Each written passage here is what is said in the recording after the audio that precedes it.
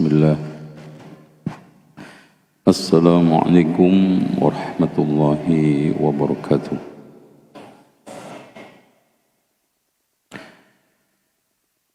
Innal hamdalillah nahmaduhu wa nasta'inuhu wa nastaghfiruhu wa nastahdihi wa na'udzu billahi min shururi anfusina wa sayyiati a'malina.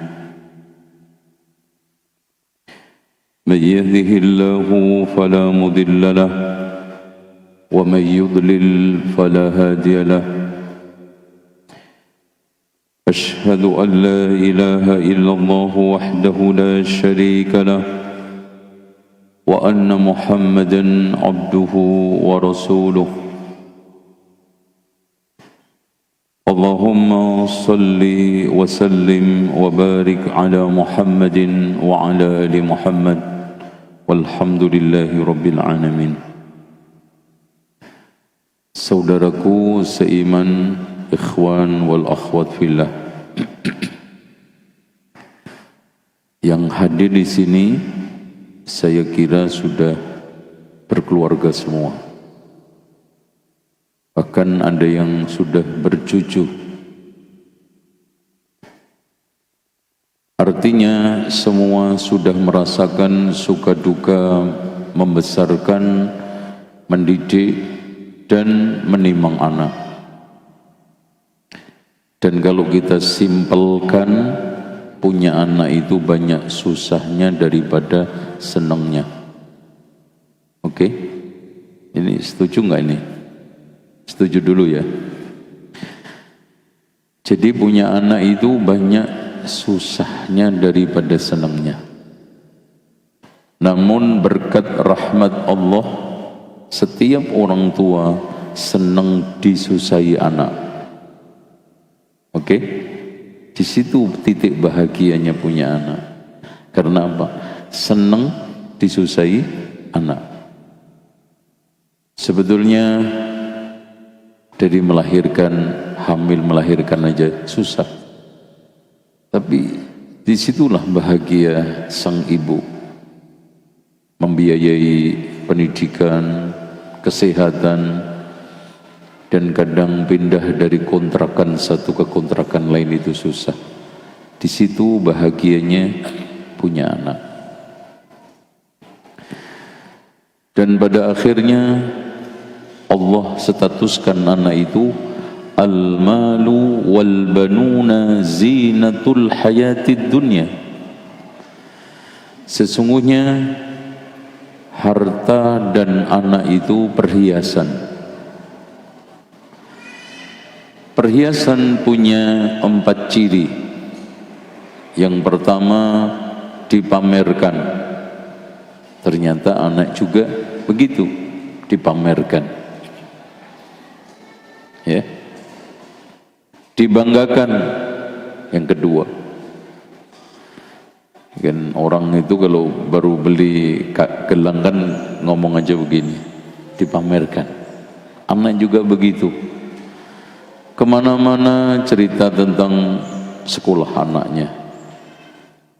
Mbak, pokoknya anak saya itu di kelas, Masya Allah, kalau nggak ranking 1, ranking 2 dari belakang ya. Yang ketiga, dipandang indah. Tidak ada satu orang tua pun yang tidak memandang indah kepada anaknya. Memandang penuh dengan kesempurnaan. Bahkan apapun keadaan anak itu selalu menjadi samratul qalbi, buah hati orang tua. Di situ permasalahan hidup cair karena anak. Pikiran penat menjadi lega karena melihat anak. Jangankan tertawa, menangis saja itu senang. Ya. Karena anak itu rata-rata umur 1 sampai 5 tahun nyenengi, 5 sampai 9 tahun ngeseli, 9 sampai 17 tahun nyusai. Ya tadi, anak umur 2-3 tahun nangis saja itu seneng, apalagi ketawa. Tapi anak umur 8-9 tahun ketawa aja nyusai, ngeselih, apalagi nangis kan gitu. Ketawa ngakak aja kayak keledai loh, kan gitu. Ya, ini suka duga. Dan yang keempat, anak menjadi investasi, bahkan human investasi, human investment, terutama investasi akhirat. Begitu juga perhiasan kan, dipamerkan, dibanggakan, dipandang indah, dibuat simpenan. Oleh karena itu, anak itu sisi kenikmatan, tapi sisi lain adalah apa? Fitnah, ujian. Makanya Allah mengatakan wa'lamu annama amwalukum wa auladukum fitnah. Ketahuilah sesungguhnya hartamu, anakmu itu fitnah. Fitnah anak itu minimal dijelaskan oleh Rasulullah 4. Al-waladu majhalatun, bikin bodoh orang tua. Dulu Masya Allah hafal 30 juz, setelah anak udah mulai banyak tinggal juz 30. Ya, Masya Allah. Makanya para ulama mengatakan belajar itu seperti berlayar, ketika menikah kapalnya pecah. Makanya kita bersyukur kepada Allah meskipun kita sudah berumah tangga, punya anak, tapi masih istiqomah mencari ilmu. Meskipun memori makin lama itu makin rendah. Makanya benar kata orang, belajar di waktu kecil seperti mengukir di atas batu. Belajar di waktu dewasa, apalagi umur 60, seperti mengukir di atas angin. Air apa? Mending air, masih ada bekas angin. Tuh. Iya, nggak kelihatan angin. Tuh. Orang baru ngapal depan, belakangnya hilang, belakang tidak hafal, depan hilang, itu padahal baru semenit. Taib. Dari situlah majhalatun. Nomor 2, majbanatun, anak itu bikin pengecut orang tua. Jadi kadang orang tua dihadapkan dengan kegalauan, kegamangan, keraguan menghadapi hidup, apalagi masa depan anak. Ya. Yang ketiga, mabkhalatun, bikin bakhil orang tua. Dulu Masya Allah infaknya lancar kemana-mana, setelah anak gede, dan itu alami. Kebutuhan kuliah meningkat, kebutuhan pendidikan, macam-macam, sehingga mulai mundur teratur. Ya, ketika diajuin proposal pelaksanaan masih 4 bulan, insya Allah. Diingatkan lagi kurang sebulan, insya Allah. Kurang seminggu, Masya Allah. Dan yang terakhir, mahzanatun, bikin sedih orang tua. Nah tadi itu susah. Punya anak itu banyak susahnya daripada senangnya. Nah, supaya kita tidak susah dalam konteks akhirat, karena pada akhirnya suka duga mendidik anak, harapan kita adalah mendapatkan kebahagiaan, yaitu mampu merealisasikan qu anfusakum, mampu menghindari sabda Rasulullah, ma min abdin mu'minin yastar'ihi lahu ra'iyatan yamutu yawma yamutu wa ghashin li ra'iyatihi fa haramun alaihi raihatul jannah. Tidaklah ada seorang hamba mukmin diberikan tanggung jawab oleh Allah, mati saat mati menipu terhadap tanggung jawabnya, dia mati tidak menemukan baunya surga. Allahu Akbar. Dan kata Syekh Ibnu Utsaimin, termasuk tanggung jawab pendidikan anak. Termasuk apa? Pendidikan anak. Sekarang zaman canggih, jadi ustadz harus pakai laptop juga, pakai ini ya. Nggak apa-apa kan? Ya. Nggak haram kan? Oke. Oke. Sebentar ya. Jadi resikonya gini nih kalau mati. Jadi ribuan buku saya sudah di sini, Pak. Jadi nggak usah bawa perpustakaan kemana-mana. Ya. Baik. Dengan demikian setiap orang tua itu pingin berhasil mendidik anak.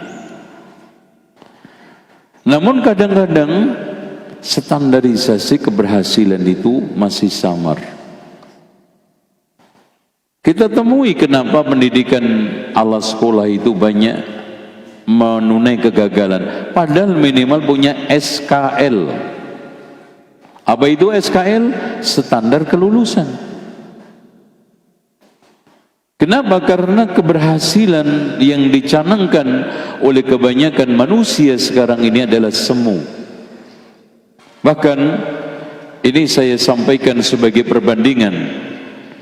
Di Amerika terdapat penelitian 100 standar kesuksesan ditetapkan, terus kemudian dikuesionerkan. Ternyata lihat hasilnya, faktor IQ tinggi berada pada urutan nomor 21. Jadi kita harus berhenti untuk membanggakan anak pinter. Oke? Karena ternyata hanya menempati nomor berapa? 21. Dan dari hasil survei KPK, koruptor tertinggi itu S3 nomor 2, S2 nomor 3, S1, dan SMA belum ada. Nah ini serius. Kenapa makin tinggi satu tingkat akademik seseorang, makin menghasilkan satu standar yang buruk. Terus faktor sekolah top, betapa banyak orang tua itu mau membayar mahal sekolah favorit untuk menyekolahkan anaknya, bahkan rela ke sekolah non muslim, ternyata hanya menempati urutan 23. Buang duit antum, buang duit ya. Minum dulu ya, biar antum nggak nyesel.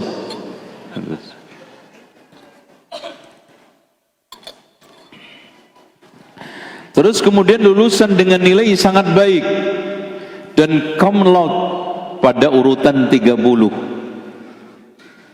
Karena saya temukan ketika saya dakwah di penjara dulu, remaja, putra putri, dewasa, narkoba, itu banyak yang pinter, cum laude. Oke. Dari sini faktor sukses yang menempati urutan 1 sampai 10, lihat. Ini orang non muslim loh Pak yang bikin. Ya. Yang pertama, bersikap jujur kepada semua orang. Subhanallah. Inilah standar keberhasilan pendidikan yang ternyata disepakati oleh semua lembaga pendidikan, lintas agama, lintas umat, lintas bangsa. Tuh.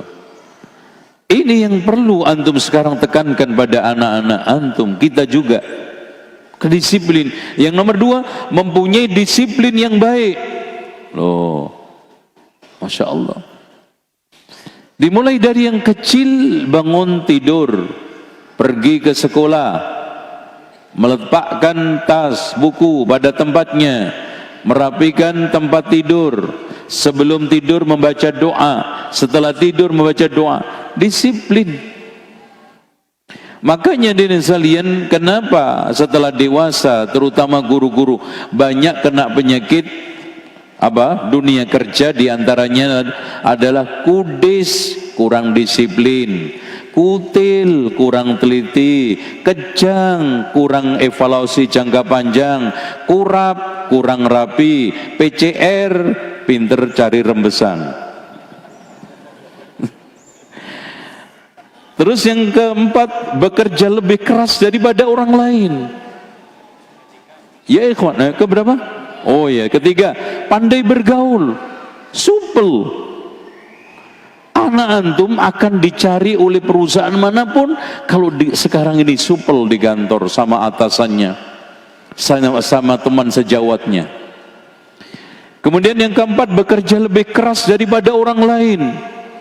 Coba, Pak, maaf, Jepang punya banyak perusahaan di Indonesia, dan mereka awamnya yang penting dia mendapatkan karyawan-karyawan yang yang disiplin, yang ulet kerja keras, etosnya bagus.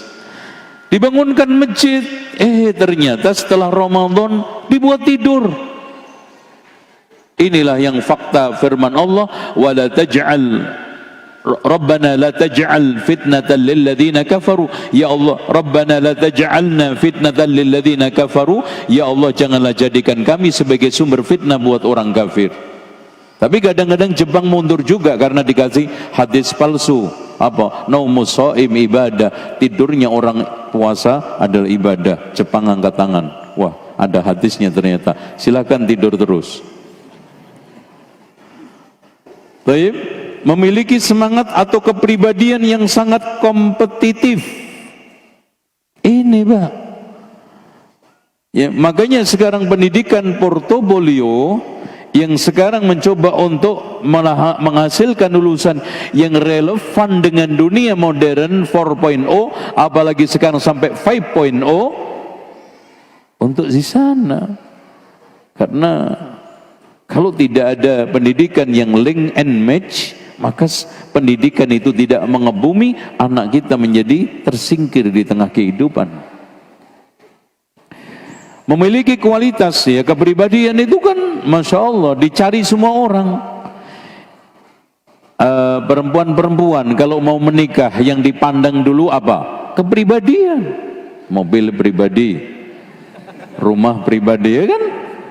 Itu syukur-syukur semua sawah ladang yang luas milik pribadi. Ya, itu. Oke, memiliki kualitas kepemimpinan amat baik dan kuat. Dan itu Islam, Pak.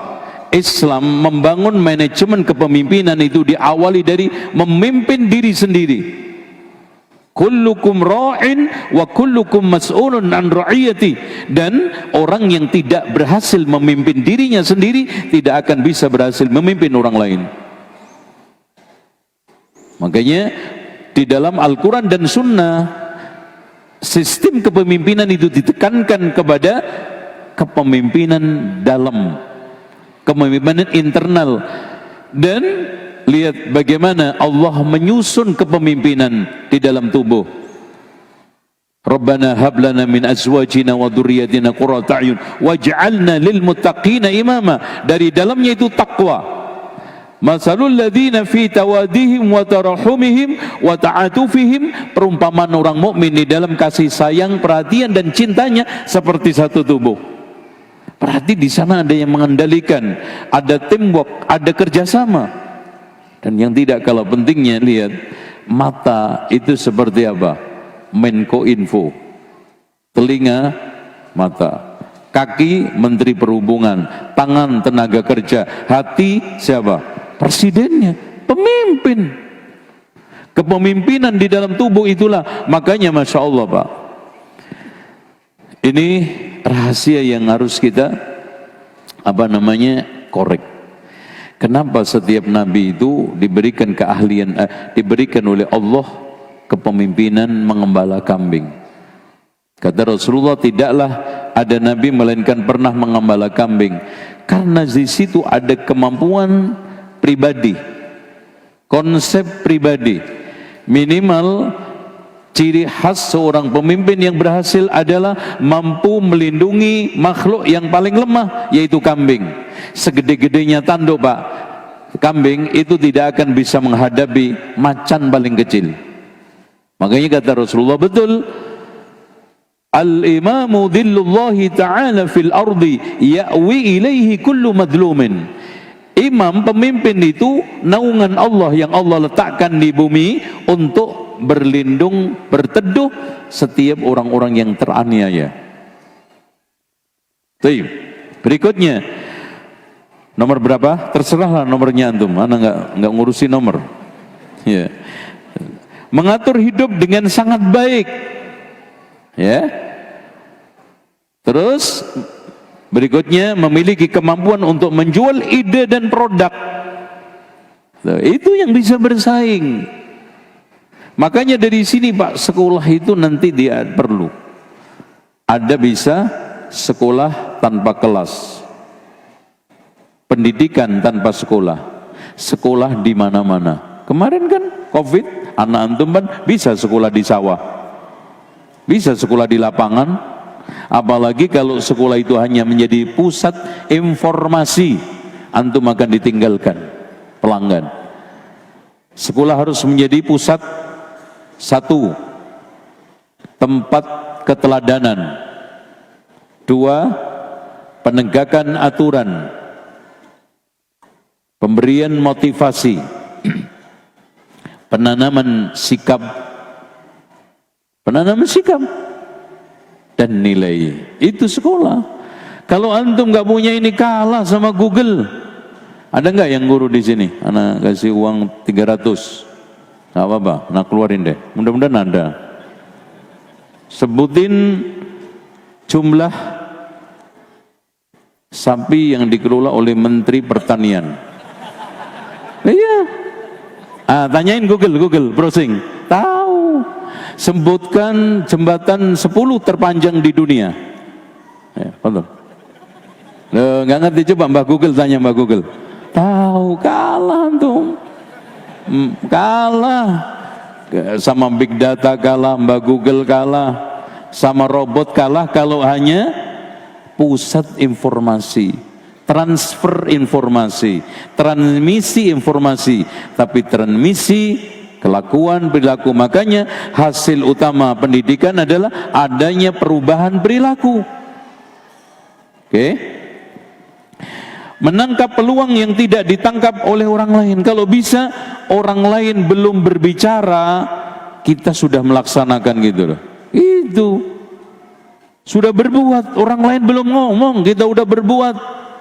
Coba kita niru terus, nyontek terus, konsumtif terus. Kapan kita punya HP sendiri? Udahlah, kita anggap HP Nokia hilang, ganti ke Ngatio, merek Ngatio, yang Oppo aja laku kok loh, kan gitu. Oke? Yang terakhir, berani mengambil risiko keuangan bila memberi hasil yang baik. Oke, itu cukup.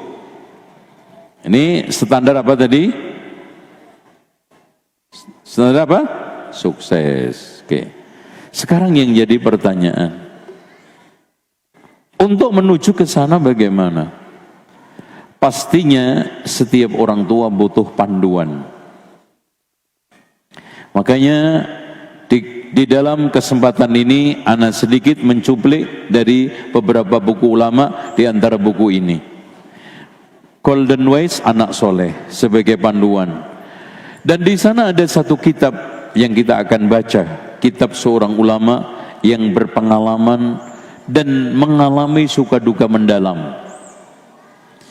Karena beliau diuji dengan anaknya, ya, yang sampai mabuk, tidak sholat, main perempuan. Bahkan ketika beliau terkena fitnah, beliau, anaknya ini membantu lawan-lawannya untuk menjatuhkan bapaknya. Siapa dia? Abdurrahman ibnu Ali ibnul Jauzi rahimahullahu ta'ala. Abul Faraj Abdurrahman ibnu Ali ibnul Jauzi, sampai saking mendalam dukanya dan tergores perasaannya sehingga beliau menulis Laftatul Kabid, untuk buah hatiku. Coba bayangkan hadirin sekalian, ketika beliau terkena ujian harus diangkut ke Baghdad, buku bapaknya dijual semuanya seharga budak, kata cucunya Abul Mudhaffar. Abul Mudhaffar ini cucunya, tapi Allah berikan Allah berikan kebaikan, yaitu anaknya yang menjadi ulama besar, yaitu Yusuf, dan cucunya Abul Mudhaffar. Dan meskipun begitu, anak yang durhaka yang namanya Abul Qasim Ali akhirnya ikut di dalam jihad dan akhirnya terbunuh. Dan salah satu temannya Ibnu Jauzi mimpi, bagaimana Abul Faraj keadaanmu? Alhamdulillah, dosa-dosaku Allah tebus dengan kilatan pedang anak-anakku.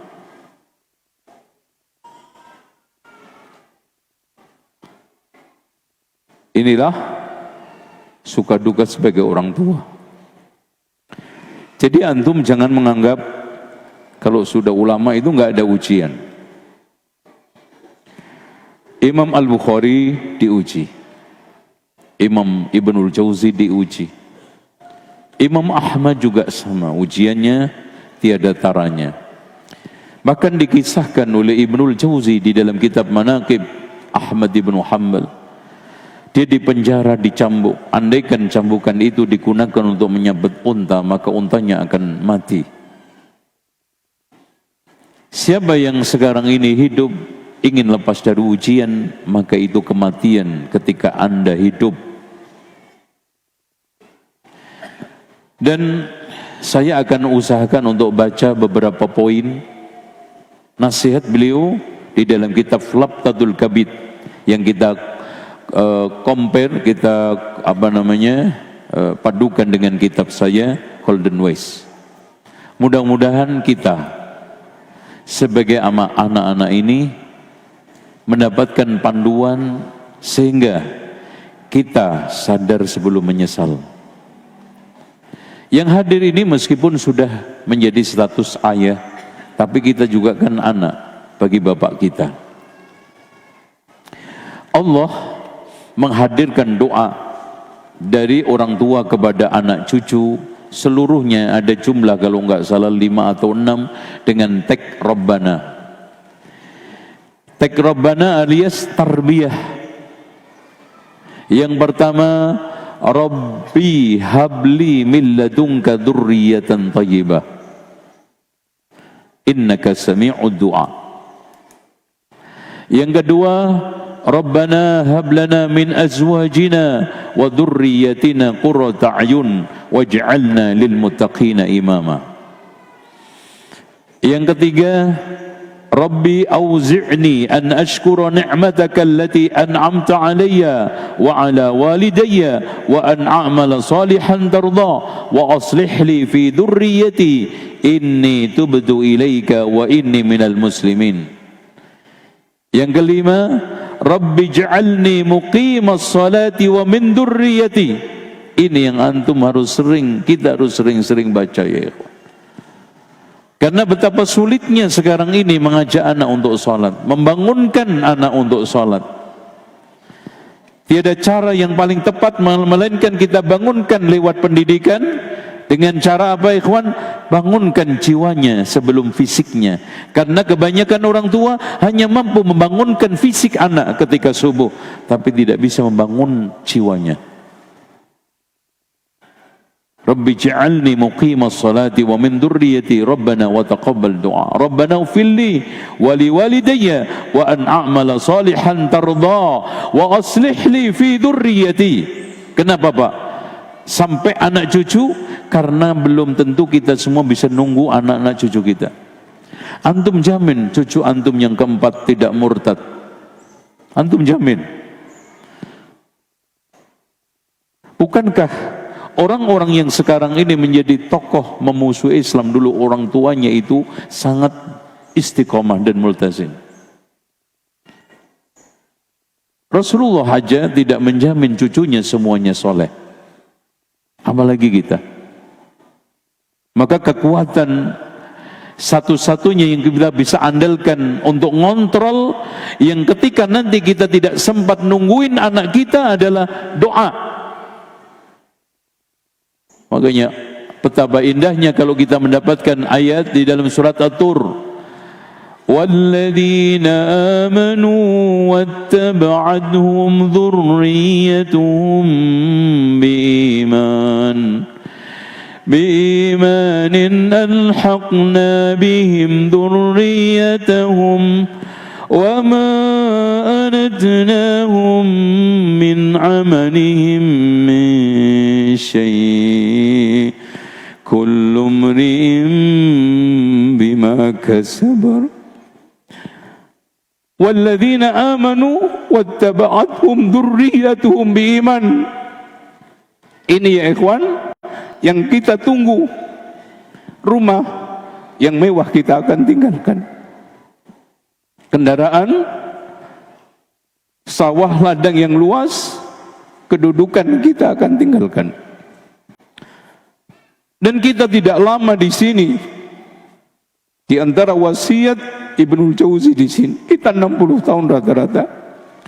Andaikan tidur kita 20 tahun, tinggal berapa? 40. Yang kita gunakan untuk sia-sia berapa? Mungkin 10 tahun, tinggal berapa? Yang kita gunakan untuk Allah sangat sedikit sekali. Udah gitu yang kita tinggalkan menyusahkan kita di akhirat. Makanya Nabi Khidir diutus oleh Allah di antara sekian misi hanya menegakkan tembok anak yatim. Kenapa? Seorang nabi yang besar didampingi nabi yang besar yaitu Nabi Musa hanya diturunkan oleh Allah menjaga tembok anak yatim. Apakah itu pekerjaan sia-sia? Tidak. Wa kana abuhuma sholiha, karena kedua orang tuanya soleh. Kesolehan kedua orang tuanya itulah sehingga Allah turun mengutus nabinya yang mulia, yaitu Nabi Khidir dan Nabi Musa, hanya untuk menegakkan harta karun yang di bawah tembok yang mau amruk. Dengan demikian, walladzina amanu wattaba'athum dzurriyyatuhum biiman alhaqna bihim dzurriyyatahum wa ma alatnahum min amali min syai' wa ma rabbuka bidzalamil lil 'abid. Allah tidak akan zalim kepada hambanya sedikit pun. In ahsantum ahsantum li anfusikum wa in asatum falaha. Dan ikhwah sekalian, suka duga mendidik anak digambarkan sedikit oleh Abu Hamid Al-Ghazali, dan ana sarankan untuk membaca kitab tersebut, Ayyuhal Walad. Kitab kecil judulnya Ayyuhal Walad. Beliau mengatakan tarbiyah maknanya adalah seperti kerjaan petani. Dia menghilangkan onak duri dan ilalang di sawah yang mengganggu tanaman agar tumbuh bagus dan sempurna. Memang capek, tidak mengenal berhenti. Dari awal kita itu bercocok tanam sampai panen, nggak istirahat. Seperti petani, Pak, yang dia memantau burungnya, yang dia harus memantau rumputnya, yang dia harus sekarang ini pupuknya, siramannya, hujannya, dan juga termasuk semprotan hama. Karena pohon itu kan butuh 3. Pertama, disiram, itulah dengan istilah tazkiyatun nafas.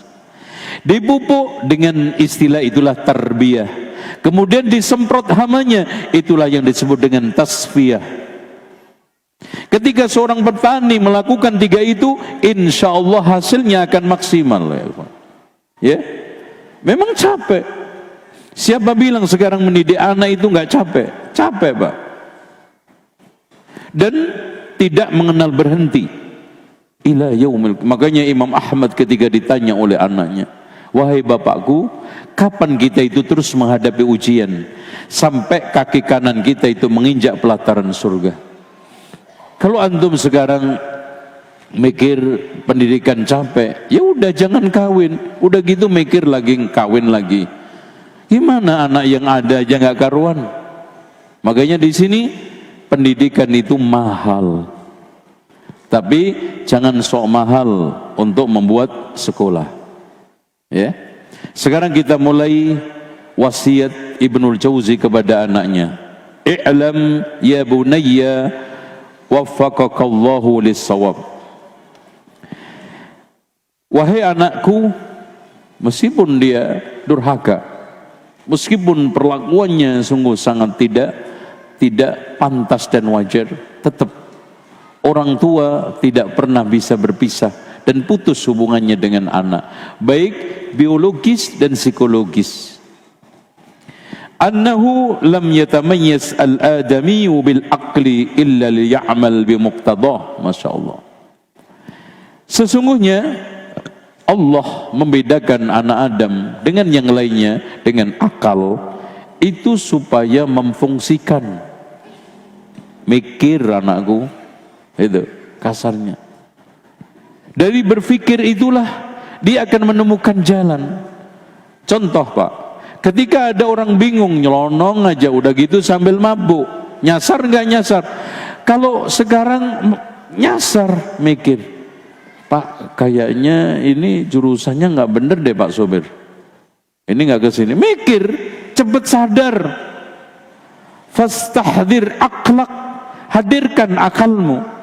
Wa'amil fikraka, gunakan pikiranmu. Wakhlu binafsika ta'lam bidalil, dari situlah kamu akan tahu dalil. Ya, li'annaka makhlukun mukallafun, dari situlah kamu tahu dalil bahwa kamu adalah makhluk yang ada beban, yaitu wa ma khalaqtul jinna wal insa illa liya'budun. Wa anna 'alaika faraid, dan kamu juga punya kewajiban-kewajiban, anta mutalabun biha, kamu nanti akan dituntut dengan kewajiban itu. Wa annal malakaini raqibun 'atid yuhsiyani alfadhaka wa nadharatika, yang selalu memantau menghitung pandanganmu, lafadzmu, kalimatmu. Ma yalfidhu min qawlin illa ladaihi raqibun 'atid. Dan itu harusnya yang dilakukan orang tua, Pak. Anak itu diajak untuk muraqabah. Anak itu diajak untuk kontrol, dekat dengan Allah. Bukan hanya kita ancam, bukan hanya kita takut-takutin. Kenalkan penuh dengan kasih sayang dengan Rabbnya. Yang pertama kali menancap di benaknya harus aina Allah. Dia dengan tegas menjawab, Allahu fis sama. Wa anna anfasal hayyi khudahu ila ajalih, dan seluruh napas kehidupan ini nanti akan melangkah pada satu pintu, yaitu ajal. Wa miqdarul lubthi fid dunya qalil, wahai anakku, tinggal di dunia itu hanya sementara. Wal habsu fil qubur tawilun, dan tinggal di kuburan itu panjang. Coba Pak bayangkan, andaikan di antara kita mati hari ini, kiamat kurang 1 juta tahun, kuburan tok 1 juta itu, Pak. Coba kalau 1 juta, kalau 2 juta lagi, Masya Allah. Bandingkan rumah yang antum tinggalin, yang mungkin di antara antum tinggal 20 tahun lagi, yang ada 15 tahun lagi, 10 tahun lagi, mungkin ada yang 5 tahun lagi, mungkin ada yang 5 hari lagi, mungkin ada yang 50 tahun lagi seperti saya. Ya, mungkin ya. Terus hitung, Pak. Berapa lama kamu tinggal di bawah bumi? Sementara kau perbaiki yang di atas bumi, jendela, pintunya, dan isi perabotnya kau berikan penghangat untuk musim dingin, pendingin untuk musim panas. Kau datangi rumah uringan yang di bawah bumi, kau hancurkan. Apakah kamu termasuk orang berakal, kata para ulama.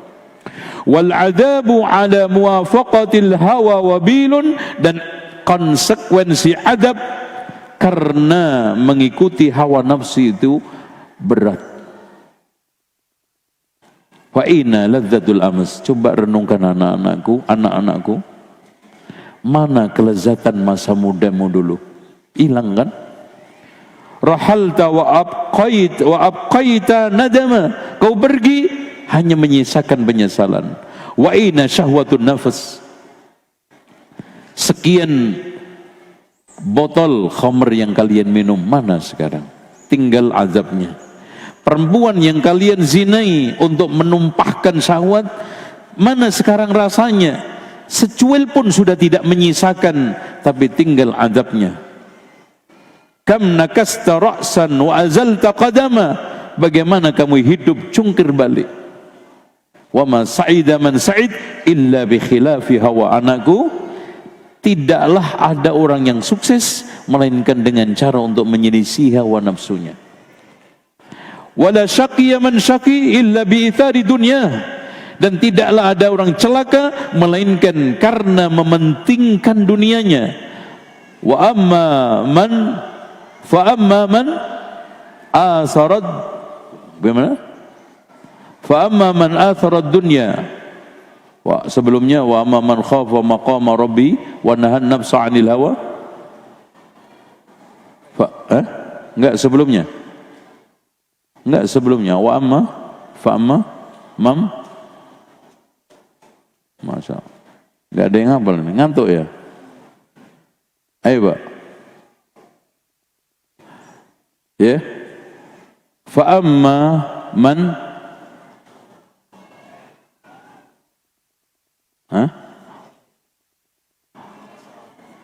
fa amma man tagha. Masya Allah. Ini surat paling pendek loh Pak. Fa amma man tagha. Fa amma man tagha wa asarul hayatad dunya fa innal jahim. Tapi wa amma man khafa maqama rabbih wa nahan nafsa 'anil hawa fa innal jannata hiyal ma'wa. Fa'tabir biman madha minal muluki waz zuhad aina ladzatu haula.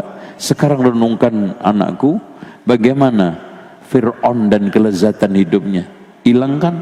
Namrud dan kejayaan kekuasaannya nggak ada kan? Yang sisa apa? Yang sisa apa? Nerakanya. Mana sekarang kejayaan Abu Lahab dan kedikdayaannya di tengah kufar Quraisy, yang hanya tersisa tabbat yada abi lahab wa tab, dan dikutuk setiap orang membaca surat tersebut. Begitu juga kita. 20-30 tahun kita habiskan untuk syahwat kita, nafsu kita, yang makanan, yang mungkin perempuan, yang syahwat, yang korupsi. Mana sekarang? Baqiya thawabul jazir wa dzikrul jamil lissalihin. Yang tersisa adalah pahala ganjaran yang besar dan tinggalan kebaikan yang indah bagi orang-orang soleh.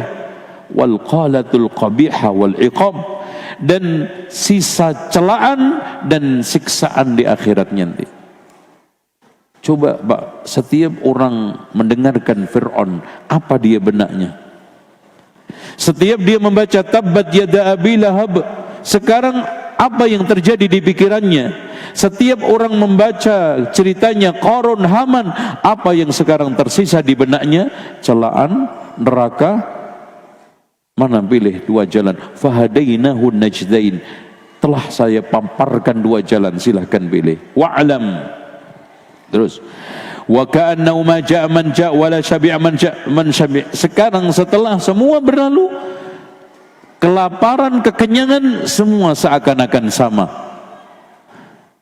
Kenyangnya Fir'aun dengan makanannya, laparnya Ibrahim Adham, dan juga mereka-mereka yang setiap hari puasa, Semuanya seakan-akan sekarang tidak ada, tapi nanti kenangan indah bagi orang yang berlapar-lapar dahaga ketika Ramadan, dan nanti akan tersisa siksaan pedih yang sementara sebelum neraka sudah ada kuburan, dia rasakan selamanya. Pilih yang mana? Makanya di sini wal kaslu anil fadl bi'sar rafiq. Ketahuilah anakku, malas adalah seburuk-buruk teman bagi keutamaan. Wa hubbur rahah, cinta nyantai, istirahat, dan ini sekarang memenuhi kehidupan manusia zaman sekarang. Ditandai dengan fenomena apa Pak? Banyaknya kafe. Ya, nongkrong, duduk, ngopi, ngobrol, nongkrong, duduk, ngobrol, ngopi, ngerokok. Gitu. Ya, kita tambahi biar mantap. Wantabih wad'ab li nafsika. Waspadalah, sekarang waktunya untuk bersusah payah. Makin kita susah, makin bahagia. Makin kita sekarang ini prihatin, makin menunai keberhasilan bahkan di dunia, bukan hanya di akhirat. Wa'lam anna ada al-faraid wajtinabil maharim lazim. Ketahuilah, menunaikan kewajiban dan menjauhi larangan merupakan satu keharusan. Famata ta'addal insan fannar. Siapa yang melampaui batas itu maka neraka wahai anakku. Summa alam anna talabal fadail nihayatu muradil mujahidin. Ketahuilah wahai anakku, mengejar keutamaan adalah target akhir setiap orang-orang yang bekerja keras. Summal fadail tatafawat, meskipun keutamaan itu berbeda-beda. Faminan nas man yaral fadail az-zuhda fid dunya. Ada yang memandang keutamaan adalah dalam zuhud di dunia. Wa minhum man yaraha at-tashaghul bita'abbud. Ada yang memandang sibuk dengan ibadah. Wal haqiqah falaysatil fadailul kamilah illa al-jam'a bainal ilmi wal amal. Tapi anakku, tidak ada satu keutamaan yang universal, keutamaan yang sempurna, melainkan keutamaan yang apapun bentuknya bisa menggabungkan antara teori dengan praktek, ilmu dan amal, apapun.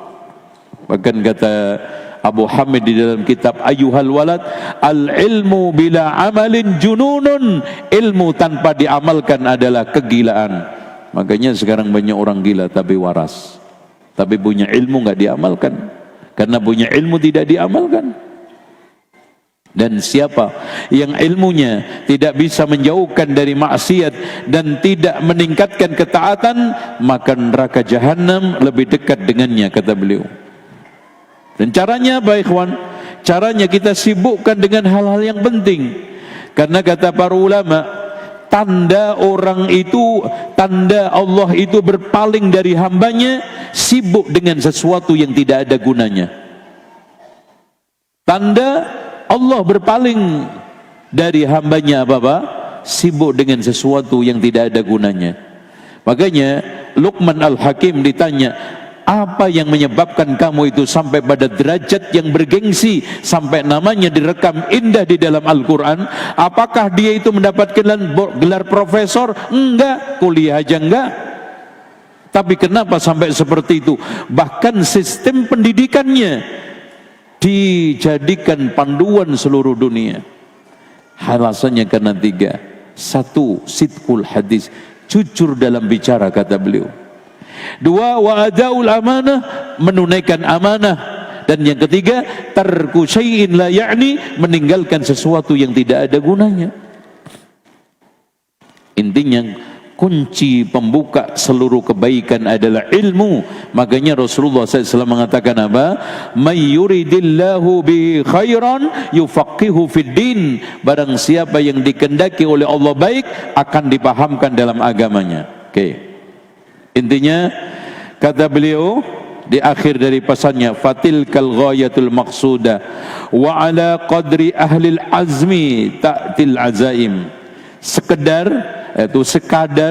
kesungguhan orang, dia akan mendapatkan target, sasaran dan target itu tercapai, poin-poinnya, prosenannya sesuai dengan prosentasi kesungguhan. Kalau prosentasi kesungguhan kita 90, insya Allah targetnya juga nggak jauh. Walaysa kullu muridin muradun. Tidak semua orang yang memiliki tujuannya itu benar.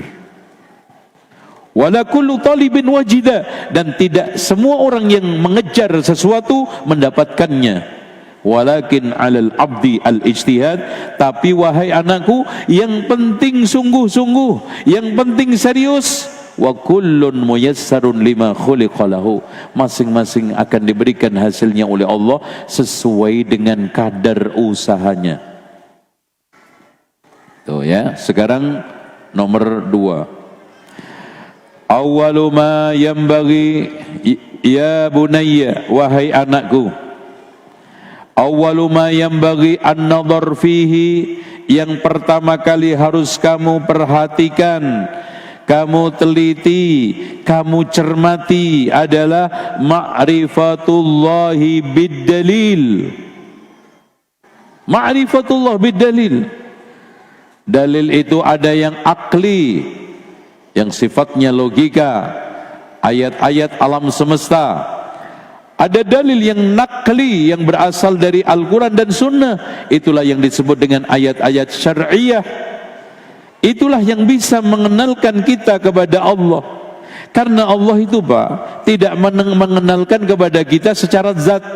Ini loh tubuh saya, ini loh sekarang ini badan saya, enggak, zat saya enggak.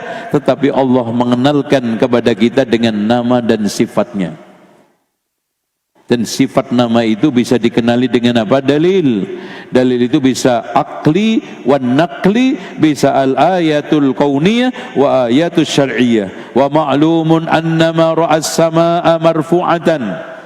Siapa yang melihat langit itu Masya Allah, lihat, wal arda mawdu'atun, ya. Oh ya, ra'as samaa marfu'an wal arda mawdu'atun wa syahadal abniyatal muhakkama khususan fi jazati nafsihi, alima annahu la budda min sun'atin min lis-sun'ati min sani'in walil mabna min banin. Dari kehebatan ciptaan Allah ini semua menunjukkan segala sesuatu buatan ada yang membuat, bangunan pasti ada yang membangun, enggak mungkin enggak. Makanya Pak, pernah ada orang Badui enggak sekolah. Kalau antum sampai, kalau kita kalah dengan Badui keterlaluan. Orang Badui yang alamiah ditanya bagaimana atau apa dalilmu yang menunjukkan bahwa Allah itu ada. Sangat sederhana jawabannya. Al-ba'ratu tadullu 'alal ba'ir was-sayru yadullu 'alal masir. Kotoran unta menunjukkan ada untanya. Tapak-tapak kaki menunjukkan ada yang jalan. Bagaimana sekarang ini? Langit yang menjulang tinggi, gunung yang mencakar langit, dan berbagai macam sekitar kita. Siapa yang membuat semua? Ya, jangan sampai seperti ateis, nggak percaya ada yang membuat. Makanya pernah Imam Syafi'i diajak dialog sama orang ateis. Kemudian ditunjukkan ketika itu beliau membawa daun murbai, daun makanan ulat sutra. Ini daun kalau dimakan ulat sutra, kenapa? Menghasilkan pakaian yang mahal dan indah. Coba ente makan 10 tahun, nyutra enggak? Masya Allah.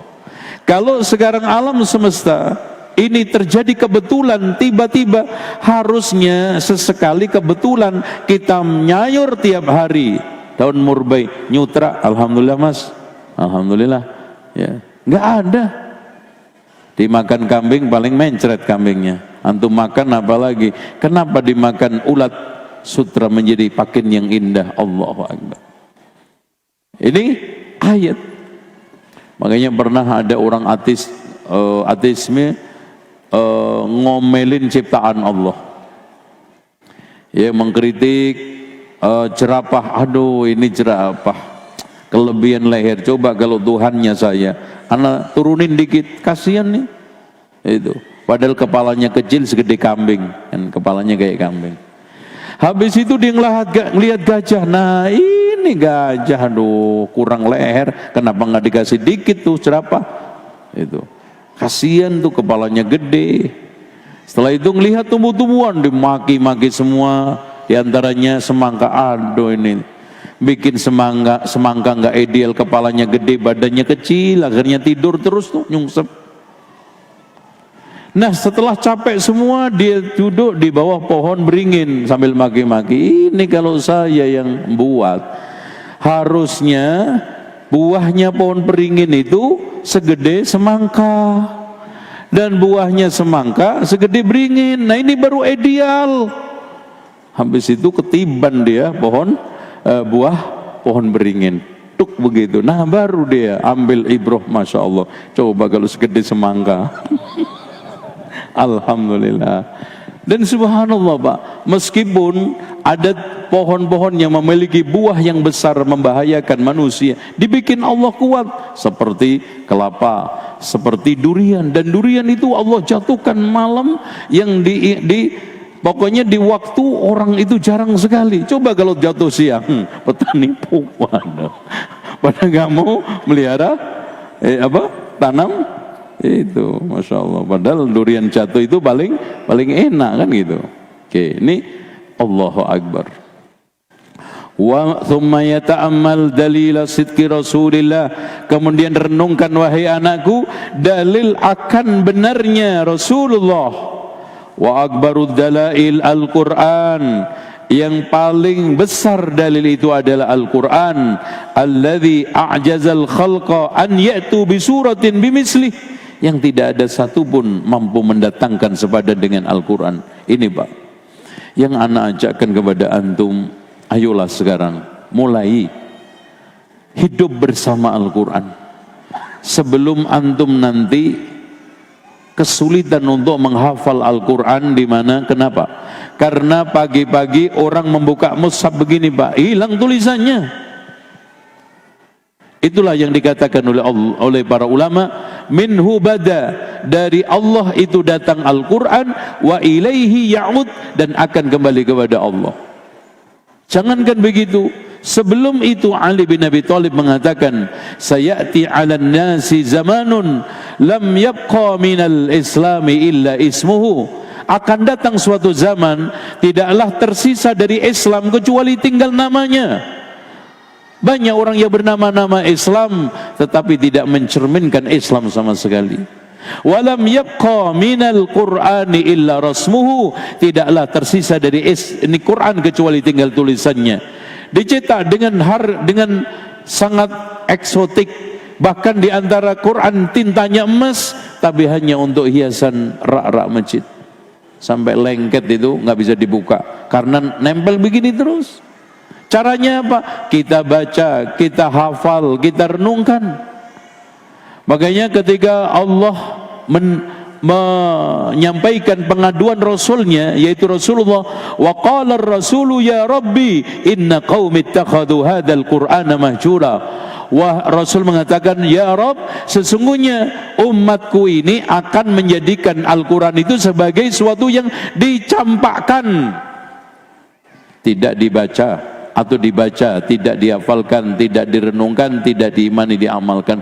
Dan di antara Masya Allah Pak, ucapan Ali ini pembenarannya di antaranya orang dipalingkan dengan buku-buku karya manusia, dengan bacaan-bacaan yang sama sekali tidak berpahala, bahkan itu tidak ada kaitannya dengan Islam, bahkan itu bid'ah. Seperti salawat, bisa khatam berkali-kali, bisa melakukan Masya Allah, bahkan ada salah satu salawat yang dijadikan lagu wajib. Tapi Al-Quran yang memiliki khasiat, man qara'a harfan min kitabillah falahu bihi hasanatun fal hasanatu bi asyri amsalha. Siapa yang membaca satu huruf dari kitabullah, maka akan diberikan satu kebaikan dilipatkan 10 kali. Mana ada itu di kitab lain? Tapi maaf, sebagian muslimin bisa khatam Harry Potter 18 jilid, 20 jilid, tapi Al-Quran gak pernah khatam. Ada yang lucu nih, ada dulu ya calon kepala desa kampanye, di antaranya kampanye di pondok pesantren. Nanya, Masya Allah, ini adik-adik semua hafal Al-Quran, nanti yang hafalan terbanyak saya kasihkan hadiah besar. Saya tanya ya, ini hafal berapa juz nih? 15 bu. Ini berapa ini? 20, Masya Allah. Ini berapa? 25, Masya Allah, bagus semua. Yang ini berapa nih? 30, Masya Allah. Ini paling banyak ini. Kurang berapa juz lagi nih? Masya Allah. Ya, udah 30 nanya lagi kurang berapa juz. Kan nggak ngerti isinya berarti kan? Itu. Tapi Masya Allah, harapannya masuk surga. Betul. Kata Al-Hasanul Basri, berharap masuk surga tanpa amal adalah dosa sendiri. Iya. Jadi berharap masuk surga tanpa amal itu dosa. Itu. Makanya Abu Hamid meluruskan, hakikat sufi itu bukan meninggalkan amal, nggak sholat, nggak ini, tapi meninggalkan perhatian orang terhadap perhatian kita terhadap pahala amal. Itu. Jadi kalau sudah sufi nggak sholat, terus kemudian nggak puasa karena saya itu Tuhan, itu keliru. Ya. Oke, ya. Lanjut, Masya Allah, ini intinya wasiat beliau banyak sekali. Kita langsung masuk wasiat ketiga. Wasiat ketiga, gimana Pak? Dilanjut atau selesai? Lanjut, oke. Wattaqullaha, Masya Allah, wasiat indah sekali. Wattaqullaha wa yu'allimukumullah. Bertakwalah kamu kepada Allah, Allah pasti mengajarkan kepadamu. Nih, wangdur ya bunayya, perhatikan wahai anakku, ila nafsika indal hudud, terus pada batasan-batasan Allah. Fatalammah kaifa hifdzuka laha, dan perhatikan terus bagaimana penjagaanmu terhadap aturan-aturan Allah. Karena apa? Ihfadillaha yahfaduk. Jagalah Allah, Allah akan menjaga aturannya. Fa innahu man ra'a ru'ya, siapa yang memperhatikan Allah akan dia perhatikan. Siapa yang melayani Allah, Allah akan layani. Tapi sebaliknya, faman ahmala turik, siapa yang menelantarkan Allah, maksudnya aturan Allah, Allah juga telantarkan. Sampai kematiannya pun ditelantarkan Allah. Na'udzubillah, ketika seorang hamba ditelantarkan Allah ketika kematiannya. Wa inni la adhkuru laka ba'dha ahwali la'allaka tanzur ila ijtihadi. Wahai anakku, saya hanya sedikit sekelumit menyampaikan kisah hidupku. Ini caranya, jadi kasih pengalaman-pengalaman. Antum susah payahnya, kalau enaknya jangan ceritain ngopi terus wisata, itu jangan. Itu nanti watas'alul wafaqli fa inna aktsarul in'am. Intinya wahai anakku, kebanyakan karunia nikmat yang diberikan Allah kepada saya lam yakun bikasbi, bukan karena usaha bapakmu. Fa innama huwa min tadbiril lutfi bihi, hanya kelembutan Allah pada bapakmu. Bapak, Ibu sekalian, kita semuanya bisa bukan karena kehebatan kita, bukan lulusan kita, bukan kampus kita, tapi kita bisa karena kelembutan Allah, karena perhatian Allah, karena kasih sayang Allah, karena rahmat Allah. Itu titik kunci, kalau bisa kunci Inggris. Jangan bertentang-tentang nanti sombong ujub. Fa inni adhkuru nafsi wali himmatan aliyatan. Saya dulu itu punya semangat yang tinggi sampai bla bla bla, saya nggak usah sampaikan, nanti antum baca sendiri aja ya. Langsung berapa? Ke ini oke. Jadi intinya wattaqullaha wa yu'allimukumullah. Selanjutnya hifdzul awqati waghtinamul lahadat, nih menjaga waktu dan memperhatikan detak jantung kita, bukan detik menit, bukan detak jantung kita. dihentikan oleh Allah kapan? Karena kematian itu tandanya adalah berhentinya batang otak dan jantung. Fantabih ya bunayya, waspadalah wahai anakku, linafsika, untuk mengurusi dirimu. Wandam ala ma madha min tafridika, segera menyesal wahai anakku terhadap masa lalu kamu yang buruk. Wajtahid fi liqahil hakamilin, bersungguh-sungguhlah untuk segera menyusul orang-orang sempurna. Madama fil waqti sa'atun, selagi kesempatan masih ada. Karena apa? Karena waktu itu adalah kehidupan. Waktu adalah kehidupan, dan potret kehidupan manusia itu di waktunya. Waktunya untuk kebaikan berarti hidupnya baik, waktunya untuk keburukan maka dia itu di atas keburukan. Makanya Imam Asy-Syafi'i mengatakan, setelah saya bergaul, ini dinukil oleh Imam Ibnul Jauzi di dalam kitab Talbisul Iblis, setelah saya bergaul dengan orang-orang sufi, tidaklah mendapatkan faedah kecuali dua. Makanya antum nggak usah cukup aja Imam Syafi'i yang bergaul ya. Pertama, waktu itu seperti pedang, kalau tidak kita gunakan untuk menebas kita yang ditebas. Jiwa manusia itu di antara salah satu dua hal. Kalau tidak sibuk dengan kebaikan, pastinya sibuk dengan keburukan. Gak mungkin tengah-tengah, apalagi netral. Gak ada. Yang tidak sibuk dengan kebaikan, pasti keburukan. Kalau tidak sibuk dengan keburukan, pastilah kebaikan. Madamat fi rutubatun, selagi napasmu masih basah, alias masih ada kehidupan wahai anakku. Wadkur sa'atak alladhi dha'at, coba renungkan waktu-waktu yang kamu berlalu. Fakafa biha iddatan, yakin itu cukup untuk menjadi mau'izah kamu. Dhahabat ladzatul kasli fiha, sudah hilang sekarang ini lezatnya orang yang bersandai ria. Apa sih sekarang? Jangankan setelah kematian Pak, antum sekarang berrekreasi di tempat yang paling mahal, yang paling indah, itu hilang di tengah perjalanan. Ketika itu antum masuk angin, hilang. Sekarang oleh-oleh utama jalan-jalan apa Pak rata-rata? Masuk angin, keroan ya toh, hilang. Yang katanya Masya Allah pemandangannya indah, yang hotelnya bintang 7, ada nggak bintang 7? Pusing berarti ya. Yang sekarang ini Masya Allah view-nya bagus, untuk selfie bagus, itu hilang si perjalanan setelah apa? Masuk angin. Yang paling bagus apa? Cuman tinggal satu, obatnya orang pinter. Itu yang antum cari kan? Ya, antum pakai orang pinter apa orang beco? Ya, itu ya. Itu ya Allah, enggak ada Pak yang abadi. Sementara antum tinggalkan yang abadi akhirat.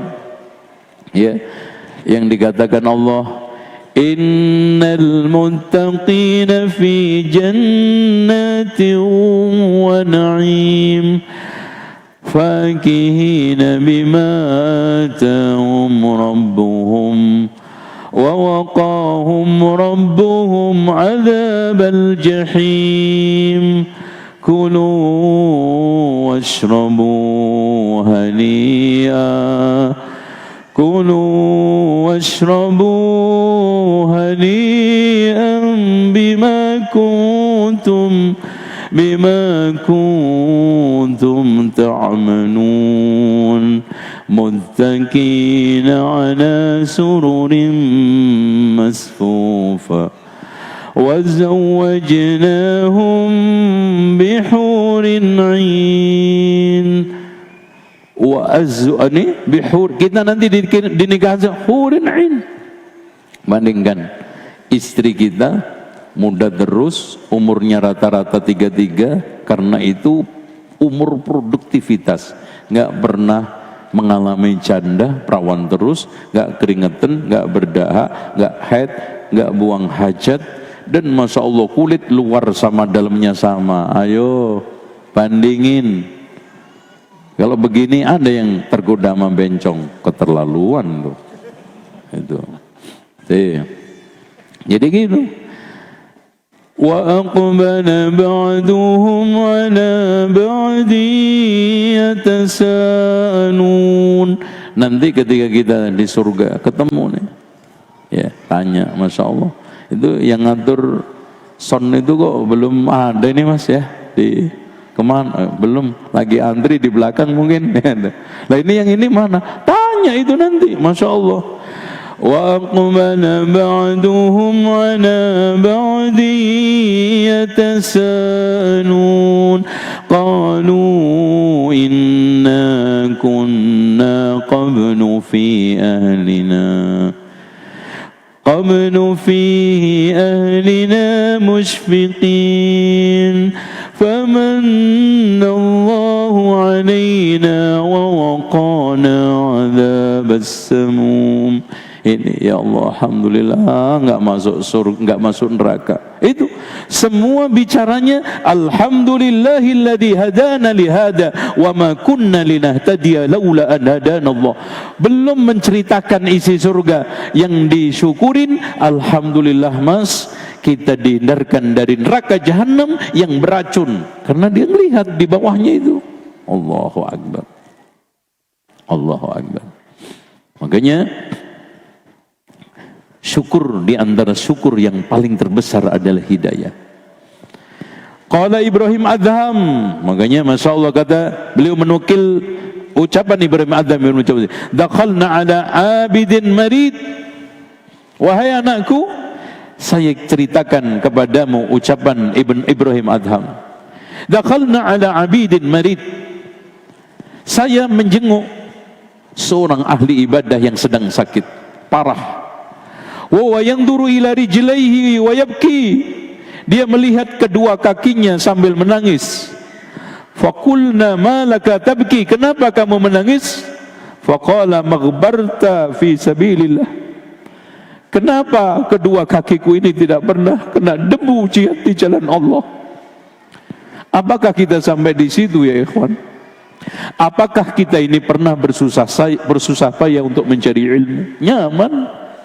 Apakah kaki-kaki kita ini pernah kotor dengan debu-debu padang pasir untuk jihad fisabilillah? Wa baka akhar, dan yang lainnya menangis. Faqalu ma yabkika, qalu ala yaumin madha ma sumtuhu wala ala lailin dhahabat ma qumtuhu. Ada di antara mereka orang-orang soleh menangis ketika menjelang mati, menangisi satu hari yang dia tidak puasa, satu malam yang tidak qiyamul lail. Betapa banyak ya ikhwan malam-malam kita berlalu hanya untuk menikmati tidur, dan itu paling dibenci oleh Rasulullah. Innallaha yubghidu kulla ja'dhariyin jawad. Allah itu benci orang yang dungu lagi kasar. Sakhabin bil aswaq, suka teriak-teriak di pasar. Jifanin bil laili, bangkai pada waktu malam hari. Wahimarin bin nahar, keledai di siang hari, kerjaannya cuma ngurus dunia. Wa alimin bi amri dunia, dan sangat alim dalam masalah urusan dunia. Wa jahilin bi amril akhirah. Orang-orang yang sukses dunia akhirat itu Pak, nggak ada yang nggak tahajud. Lihat aja firman Allah, innal muttaqina fi jannatin wa uyun akhirina ma atahum rabbuhum innahum kanu qabla dhalika muhsinin. Sesungguhnya orang-orang muttaqin itu akan berada di surga yang penuh dengan kenikmatan, karena dulu dia itu termasuk orang-orang muhsinin. Apa ihsan dia? Kanu qalilan minal laili ma yahja'un wa bil ashari hum yastaghfirun wa fi amwalihim haqqun lis-sa'il wal mahrum.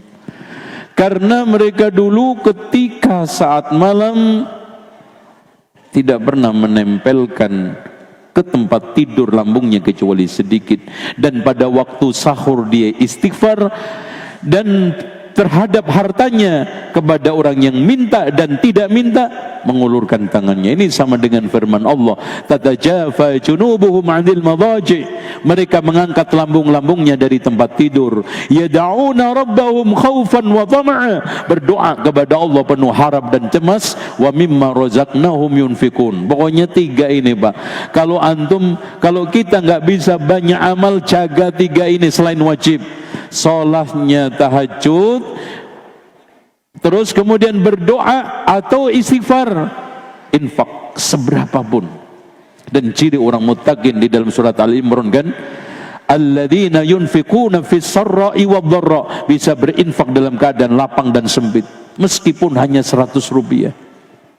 Antum jangan meremehkan besaran nominalnya. Yang dilihat Allah apa? Liyabluwakum ayyukum ahsanu aw aktsar. Yang dilihat Allah yang paling banyak amalnya apa yang paling baik? Baik, bukan banyak. Makanya di sini juga ada subhanallah. Ada satu sama juga. Ketika ditanya, ya, saat dia menjelang meninggal dunia, ada salah seorang ulama yang ketemu mimpi, ya, dengan Junaid, yaitu Abul Qasim. Wahai Junaid, apa yang menyelamatkan kamu di akhirat?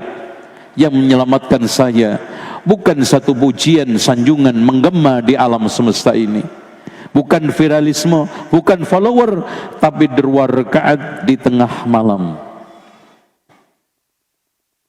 Itulah di mana Allah turun dan menantang kita. Man yad'uni fa astajiba lahu, siapa yang minta siapa yang berdoa aku akan kabulkan. Wa man yas'aluni fa'utiya, siapa yang meminta aku akan beri. Wa man yastaghfiruni faghfir lahu, siapa yang mohon ampun aku akan ampuni. Berapa lama kita lewatkan?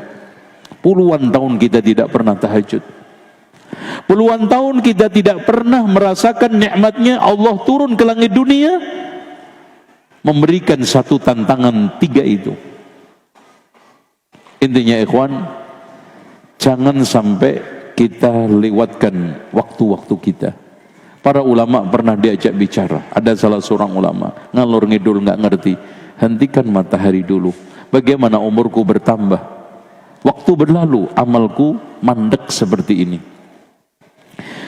Betapa indahnya kalau kita hanya membaca subhanallah yang dikatakan oleh Rasulullah SAW, man qala subhanallah marratan ghurisat lahu nakhlatun fil jannah, siapa yang mengucapkan subhanallah sekali akan ditanamkan satu pohon kurma di surga.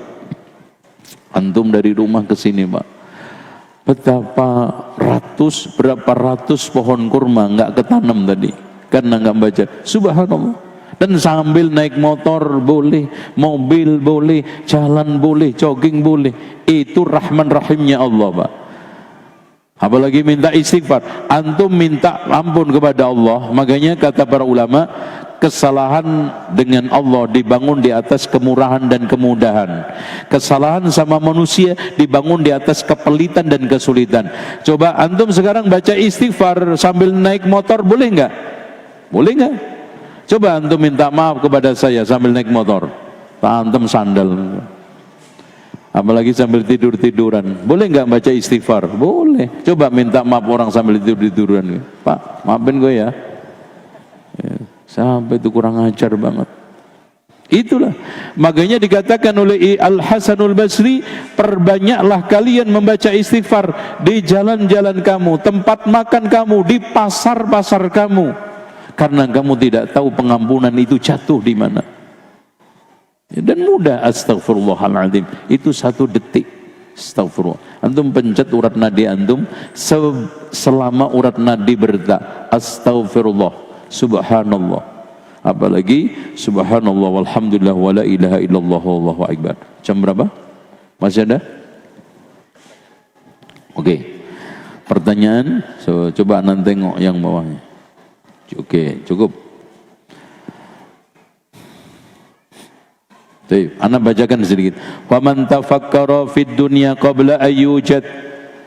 Barang siapa yang berfikir dunia ini sebelum diadakan, ra'a muddatan tawilatan, mungkin memandang waktu yang sangat panjang. Fa idza tafakkara fiha ba'da an yakhruja minha. Setelah dia itu keluar, ra'a muddatan tawilatan wa alima anna al-lubtha fil quburi tawilun. Sesungguhnya tinggal di kuburan lebih panjang. Kita itu, dunia itu pendek Pak, dapat yang paling pendek. Dunia itu pendek, kita dapat 70 tahun. Fa idza fakkara fi yaumil qiyamah, kalau kita berfikir dari kiamat, alima annahu khamsuna alfi sanatin, satu hari sama dengan 50 tahun kita sekarang. Fa idza tafakkara fil lubsi fil jannah, apalagi kita berfikir tinggal di surga, awin nar, Masya Allah, Masya Allah. Fa idza 'ada ila an-nadhar fi miqdari baqa'i fid dunya, kalau sekarang kita coba komparasi tinggal kita di dunia, faradna, kita coba kira-kirakan sitin untuk antum, 80 untuk saya. Fa innahu yamdi minha salasuna, ternyata dihitung-hitung Pak, 30 tahun itu tidur. Coba kita hitung. Antum tidur rata-rata berapa jam sehari? Bikin 6 ya. 6 kali 30 berapa? Bisa ngitung nggak? 6 kali 30 berapa? Antum kali 12. Waduh, ini kayaknya nggak ada yang eksak nih. Berapa? Tanya Google aja, no kan Google itu, Masya Allah. Itu. Gimana? Berapa? Berapa? 1 tahun 2.400 lebih antum tidur.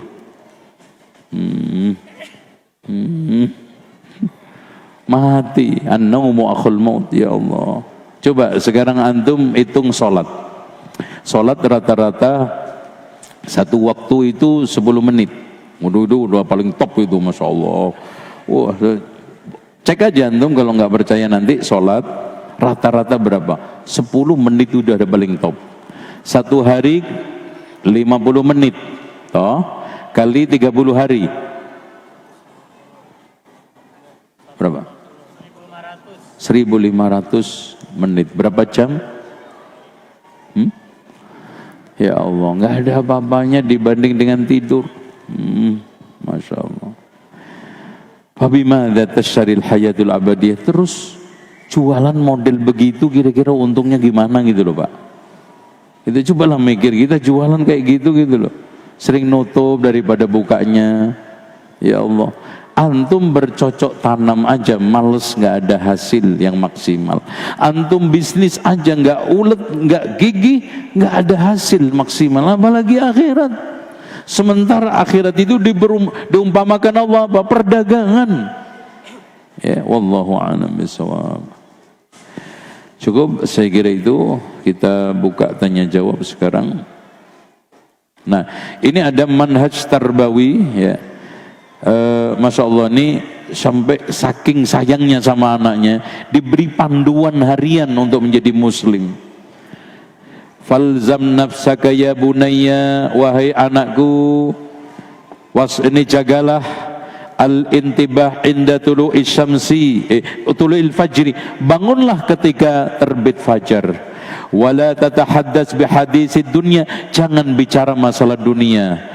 Faqad kana as-salafur rahimahullahu ta'ala la yatakallamu fi dhalikal waqtu bi syai'in min umurid dunya. Salafus saleh itu tidak pernah tidur pada waktu itu. Tidak pernah bicara dunia pada waktu itu. Masya Allah, zikir pagi, baca Quran itu.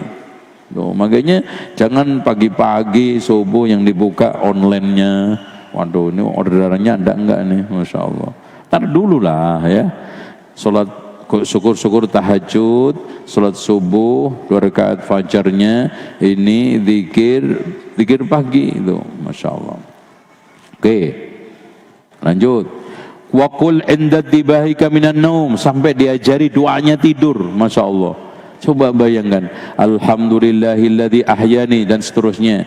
Alhamdulillahilladzi yumsik dan seterusnya ini. Terus kemudian waqul fi tariqika, kemudian ketika datang ke masjid berdoalah, Allahumma inni as'aluka bihaqqis sa'ilina 'alaika wa bihaqqi mamshahu hadha anni lam akhruj asharan wa bataran wala riya'an wala sum'atan kharajtu tiqa sukhtika, saya keluar hanya untuk menjaga murkamu ya Allah, wa ibtigha mardatika, untuk mencari ridhamu, as'aluka an tujirani minan nar wa an taghfira li dhunubi fa innahu la yaghfiru dhunuba illa anta. Ditunjukkan sampai doa. Terus kemudian setelah sholat, Masya Allah, dianjurkan untuk baca Astaghfirullah, ya, atau doa yang ke masjid, ya, Allahumma ja'al fi qalbi nuran wa ja'al fi lisani nura, boleh juga, ya. Dan ini yang ada di dalam Bukhari dan Muslim. Wa fi lisani nura wa fi qalbi nura wa fi sam'i nura wa fi basari nura waj'al min baini yaday nura wal khalfi nura wa an yamini nura wa an shimali nura wa min fawqi nura Allahumma a'tini nura, ya. Terus setelah salat berzikir astaghfirullah astaghfirullah astaghfirullah sampai la ilaha illallah wahdahu la syarikalah lahul mulku wal hamdu wa ala kulli syai'in qadir. Kemudian dilanjutkan baca subhanallah 33 kali, alhamdulillah 33 kali, Allahu akbar 33 kali, satu kali la ilaha illallah wahdahu la syarikalah lengkap 100, atau masing-masing 10 10 10. Kenapa Rasulullah syariatkan seperti itu? Karena ada orang yang ingin cepat selesai, ada yang ingin zikir, jadi tinggal pilih. Dan ditutup dengan ayat kursi, karena Rasulullah SAW menegaskan siapa yang terus membaca ayat kursi di dubur, ya, setelah sholat, maka tidak akan dibahayakan, dia akan terus masuk surga sampai mati. Artinya amalan tersebut menjanjikan surga tiap hari dan tidak terstop kecuali dia meninggal dunia. Saya kira itu. Allah, yang mana Pak? Di ini. Oke. Gimana Pak? Dijawab apa pulang? Dijawab, ya. Oke, yang tidak ada kepentingan kita tunggu sampai akhir, dan mudah-mudahan kita bisa sholat berjamaah di sini. Yang ada hajat, ya tidak mengapa. Izin bertanya Ustaz, apakah kami menzolimi putra kami jika waktu belajar anak-anak sangat padat agar anak-anak kami tidak bergaul dengan anak-anak di lingkungan kami tinggal karena lingkungan yang tidak memungkinkan? Ya ikhwan, antum telah dijadikan oleh Allah teladan, yaitu salafus soleh. Pernah Abdurrahman ibnu Abi Hatim ketika itu masih kecil, ya, ikut belajar bapaknya, dan dia menceritakan, aku belajar sama bapak saya berjalan kaki lebih daripada 1000 kilometer. Pernah suatu ketika di perjalanan saya menangis seperti menangisnya anak kecil karena kepayahan, maka bukan disayang, dihentikan istirahat, malah disuruh ambil batu tangannya kanan kiri, ayo jalan. Laki cengeng banget. Jadi malah disuruh ambil 2 batu, suruh nenteng, ayo jalan. Masya Allah, sampai nangis padahal. Bayangkan, bandingkan dengan anak-anak sekarang. Bahkan di antara kesalahan sebagian orang tua, memperlakukan anak itu seperti raja, dituruti, diiyakan, dibela, ya, tidak pernah disalahkan. Bahkan lebih parahnya lagi, membela mati-matian kesalahan anak di depan gurunya. Ini kesalahan paling fatal, ya.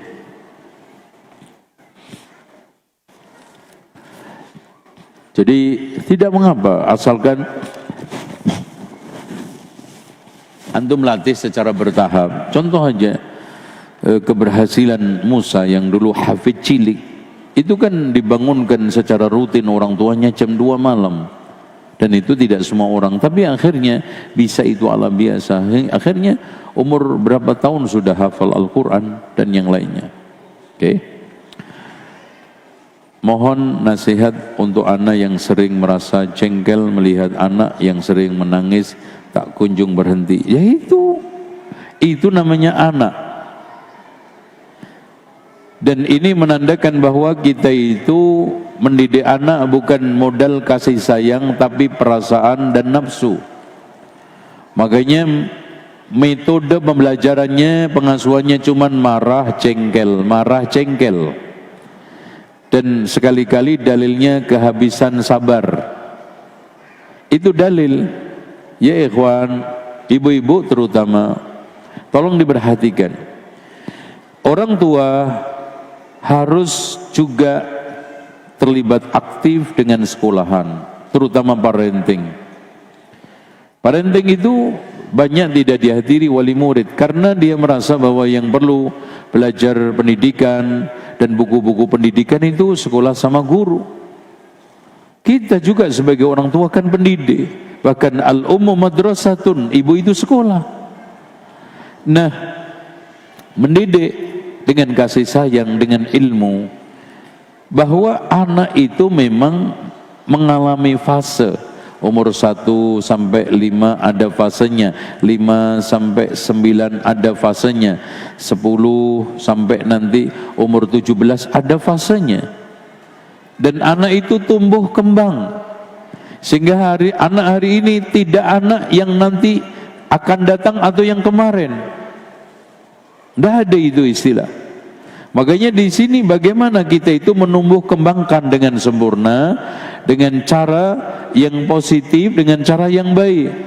Bila anak itu dikembang tumbuhkan atau tumbuh kembangkan dalam suasana dermawan, kasih sayang, maka akan lahir anak yang toleran. Bila anak itu ditumbuh kembangkan di atas kekerasan dan juga marah-marah saja, maka akan menghasilkan anak-anak yang apa? Yang susah untuk diatur dan bandel. Dengan demikian orang tua harus punya kesimpulan, tidak ada anak yang bodoh, yang ada adalah anak yang belum bisa menggali kepandiannya. Tidak ada anak yang sekarang ini lemah, yang ada adalah anak yang belum mampu menggali kelebihannya. Ya sama kita kan. Di dalam bermanhaj berakidah kan berkembang terus kan. Saya yang 2 tahun lalu beda dengan saya tahun ini. Kalau terus bereksplorasi dan jangan patah arang. Tumbuhan yang semrawut di depan rumah kita, Pak, kita bisa bentuk pelan-pelan menjadi satu model yang bagus sesuai dengan kehendak kita. Dari mana? Dari pembiasaan, pelatihan, dan apa? Kesabaran. Kan, Masya Allah yang mencong sana sini. Ini apa namanya, tekuk tiap hari ya, disemprot obat sampai akhirnya membentuk. Itu semuanya melalui proses pembiasaan. Orang tua suka-suka ketika mendidik anak memandang sudah ada hasil. Ketika pohon itu sudah mikir buahnya, sudah mikir ininya, padahal baru tumbuh, ya nggak dapat. Ya nggak dapat di pasar buah berarti kan. Anak mohon nasihat bagi suami anak yang kalau dititipin anak tapi selalu dengan gadgetnya. Nah ini bapak-bapak sekalian, ini mudah-mudahan ayah ya. Ayah, gelar ayah itu bukan untuk laki-laki yang pinter buat anak, tapi untuk laki-laki yang pinter didik anak. Dia maaf ya, sekarang ini negeri Indonesia hampir nyaris menjadi negeri fatherless country, satu negeri yang kehilangan ayah. Antum lihat aja guru-guru TK kebanyakan laki apa perempuan? Yang antar jemput anak-anak ke sekolah alkiabat perempuan, bahkan berurusan dengan sekolah yang hadir parenting pun banyak perempuan. Kemana ayah? Kadang-kadang hanya disuruh gendong anak sebentar aja 10 menit, itu ngeluh-ngeluh, kadang-kadang mukanya raut mukanya itu manyun, tapi gendong sangkar burung 100 kilo bisa. Wow.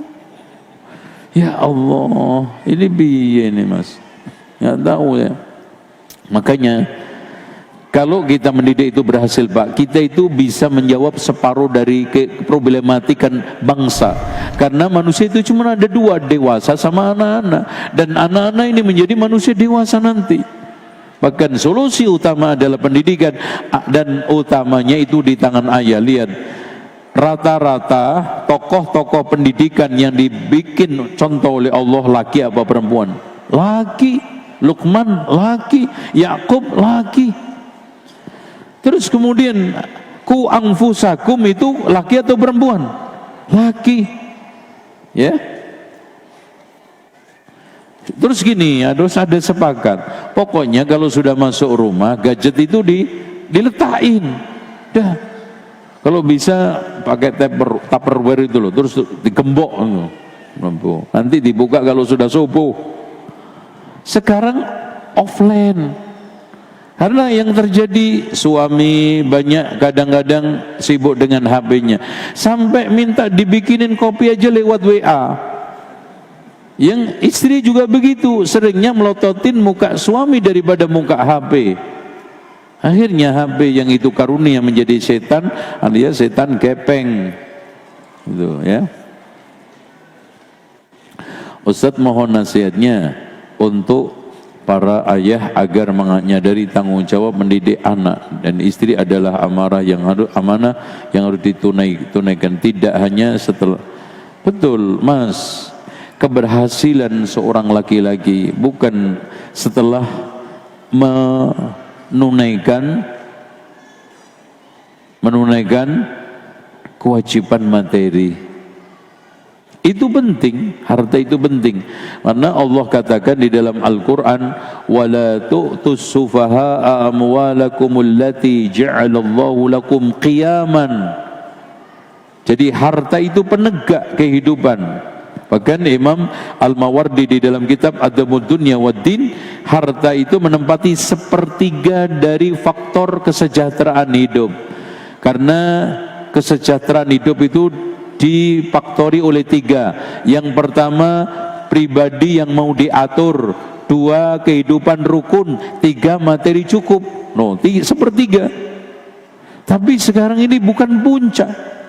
Puncak keberhasilan seorang ayah digelari oleh Allah. Ayah adalah qu anfusakum wa ahlikum nara. Kita bisa melepas baju yang nanti dicematkan kepada kita, lam yajid raihatal jannah, tidak menemukan baunya surga. Caranya gini Pak, kita harus kerjasama dengan sekolah dengan baik. Karena setelah saya mengelola sekolah hampir 15 tahun ya, dari TK sampai perguruan tinggi di Jakarta itu, tipikal orang tua itu ada 3 dalam memondokkan anak terutama. Yang pertama didik anak, yang 2 nitip anak, yang 3 buang anak. Jangan tersinggung ya. Ya nitip, kayak nitip sepeda itu loh Pak, nanti dimasukin pagi, diambil sore, itu nitip. Dimasukin pendaftaran, diambil nanti wisuda. Alhamdulillah anak saya lulus Pak. Parenting nggak pernah ada, komunikasi nggak pernah ada, aktif nggak. Padahal 30% itu orang tua, 30% sekolah, 40% motivasi belajar itu anak. Nggak mungkin. Nah, harapannya mulu ke sekolah. Pokoknya anak saya ini harus sesuai dengan di brosur. Pengennya masuk penjahat, keluar malaikat. Nah itu topnya.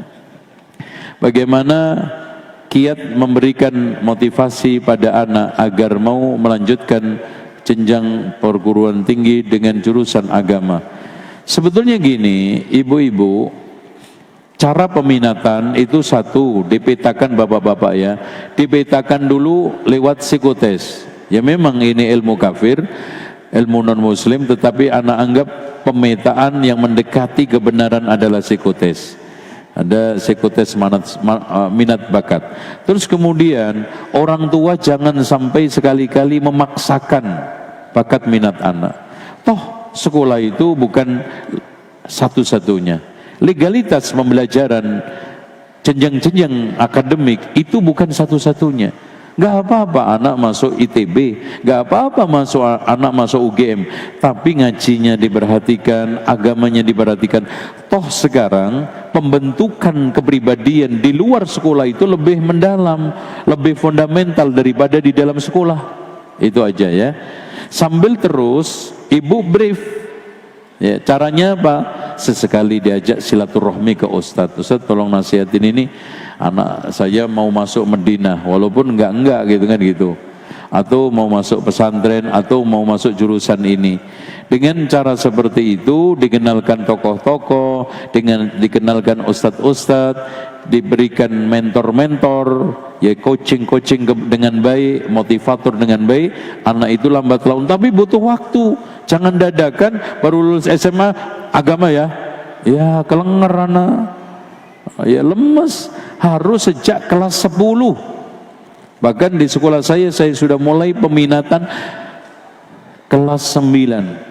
Terus karena anak itu berubah-ubah. Kadang udah lempeng, temennya belok, udah ikut belok. Temennya itu Masya Allah menentukan. Bagaimana dengan kami yang qadarullah belum diberi keturunan? Ya gini, pahami dengan baik orang yang belum punya keturunan. Pertama, ingatlah kisah anak yang dibunuh Nabi Khidir, takut membuat orang tuanya kafir. Artinya Allah tidak mengkaruniakan Anda buah hati, itu pasti ada maslahatnya. Kemudian yang kedua, sibukkan dengan kesibukan yang positif. Ternyata Masya Allah, ada kisah menarik, ini saya sampaikan hanya sekedar perbandingan. Ada di dalam buku judulnya Indonesia. Antum boleh baca karya cendekiawan besar dari Timur Tengah dulu pada zaman Soekarno pernah kunjungan ke Indonesia, namanya Ali At-Tantawi. Kemudian dia menulis buku judulnya Indonesia. Di antara kisah menarik, dia tinggal tidak mau di hotel tapi di komplek. Kemudian tiap hari di sebelah rumahnya itu ada rumah besar yang gaduh terus. Akhirnya dia tengok, ternyata di situ ada banyak anak. Ketika itu dihitung hampir 90-an. Akhirnya dia ini ngobrol lepas ya. Akhirnya pengen ketemu siapa yang ngelola ini. Akhirnya ditunjukkan, nih kalau mau ketemu hari ini jam ini. Terus akhirnya ketemu. Cerita punya cerita. Si ibu ini rumah tangganya sudah di ujung tanduk, mau cerai. Karena sudah puluhan tahun tidak punya anak. Akhirnya subuh-subuh setelah sholat ada orang teriak-teriak rame-rame di depan rumahnya, ada bayi dibuang di tong sampah. Pada saat itu dia akhirnya terpanggil. Sangat kuat untuk merawat anak itu. Akhirnya, ini kali solusi yang Allah berikan ke saya. Akhirnya datang ke kerumunan tersebut, diambillah anak tersebut. Ketika syekh itu ngobrol, anak itu di sampingnya umurnya sudah 25 tahun. Dan setelah itu dia diberikan karunia Allah, tidaklah ada anak yang dibuang terlantar, pasti dibungut. Dan jumlahnya sudah hampir lebih dari 100 dia rawat sendiri bersama suaminya. Dan hebatnya Pak, anak itu tidak boleh keluar dari rumah itu sebelum kuliah selesai mandiri. Masya Allah. Gak boleh keluar rumah sebelum, padahal zaman dulu kuliah coba bayangkan. Ya. Dan semuanya S1. Dan semuanya mapan secara duniawi.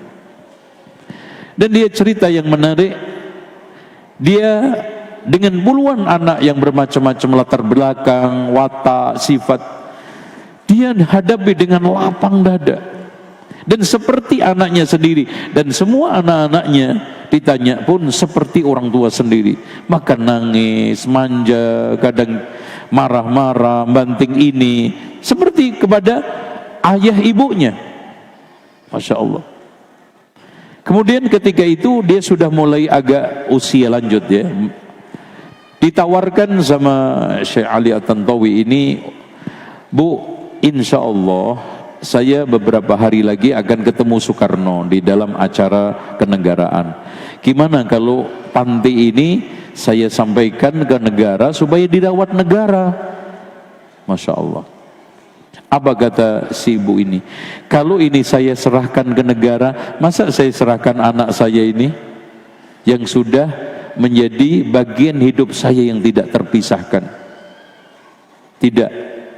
Saya akan besarkan mereka sampai selagi hayat di kandung badan. Suaminya di belakang, bukan begitu Pak? Iya. Inilah kesabaran orang. Dari kemandulan Allah berikan ratusan anak yang berhasil. Dengan demikian yang penting semangat cari solusi, yang penting kita ambil hikmahnya. Ya. Masih ada waktu Pak? Ya. Masih lanjut? Muka-muka stres ini? Udah janjian kayaknya nih. Ya. Ahsanullahu Ustaz. Izin bertanya, bagaimana caranya mendidik anak agar tidak memiliki sikap membuli sesama temannya? Ini lingkungan sebetulnya. Makanya yang paling utama adalah kita coba koreksi. Apakah kita itu termasuk orang-orang yang gampang ngomongi orang, ya? Didengar anak kita menjelek-jelekan orang, diikutin oleh anak kita, atau lingkungan, mungkin orang tua tidak, tapi pembantunya, atau mungkin kakak-kakaknya, itu satu dulu ya.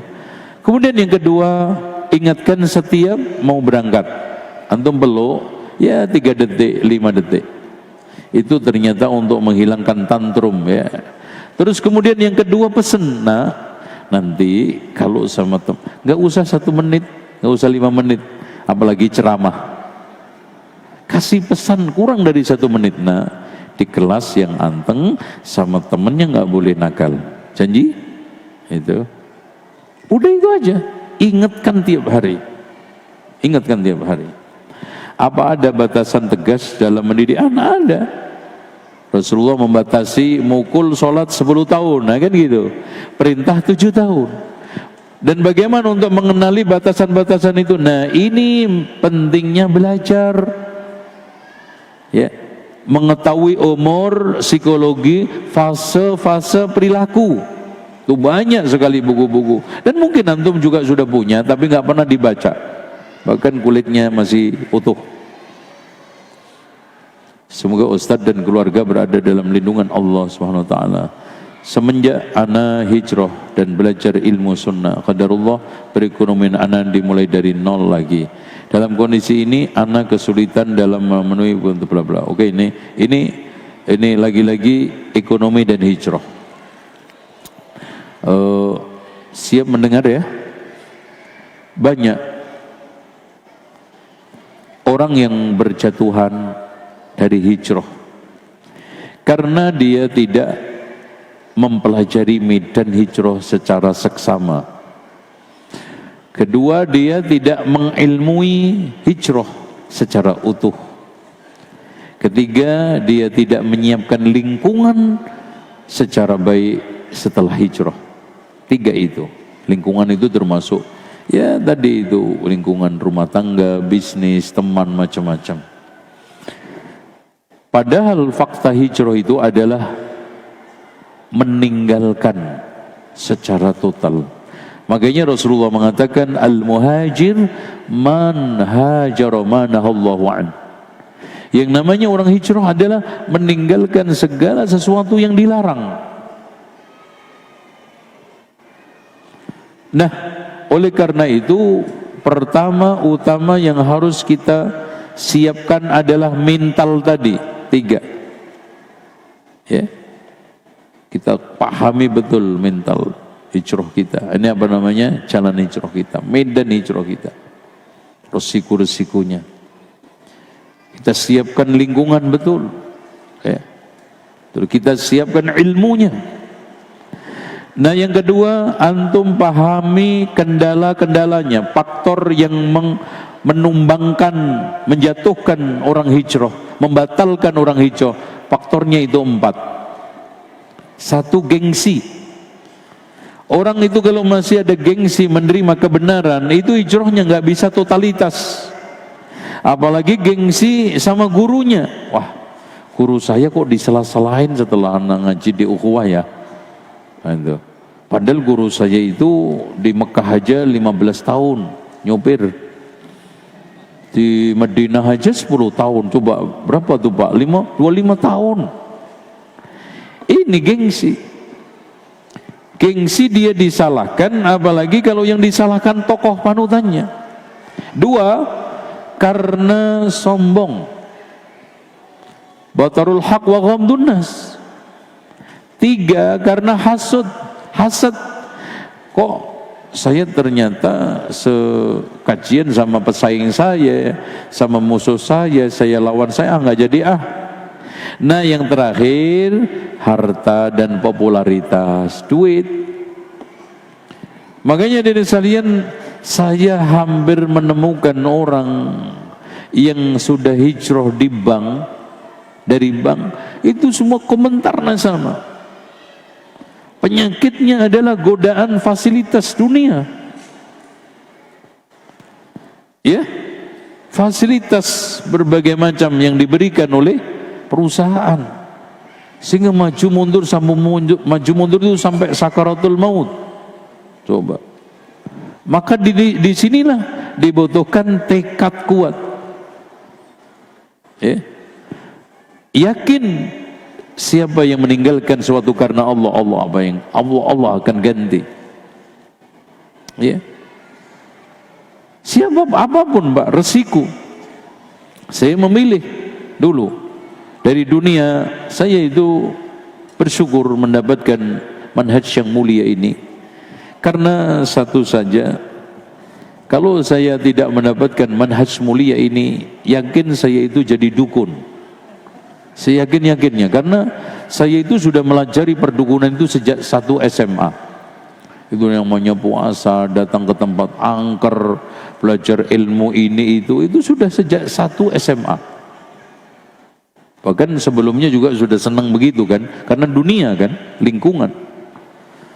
Ya jadi saya itu ya Allah, kalau enggak dukun paling enggak sholawatan, karena suara saya enggak jelek-jelek banget kan gitu.